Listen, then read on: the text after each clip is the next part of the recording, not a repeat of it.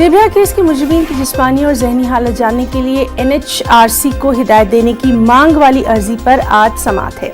यह सुनवाई Delhi high court में होगी। इस मामले पर कसूरवार अक्षय, विनय और मुकेश की रहम की अपील खारिज हो चुकी है, जबकि पवन गुप्ता की रहम की अपील सदर जमहूरिया के पास ज़ेर गौर है। आपको बताएं कि कल पटियाला हाउस कोर्ट ने निर्भया इस्मत दरी और कत्ल के मुजरिमों के लिए जारी डेथ वारंट की तामील पर रोक लगाने से इनकार कर दिया था। इस बीच मुजरिम पवन गुप्ता ने एक बार फिर सदर जमहूरिया से रहम की अपील की। इससे पहले डेथ वारंट पर रोक लगाने की पवन गुप्ता की अर्जी सुप्रीम कोर्ट ने ठुकरा दी थी।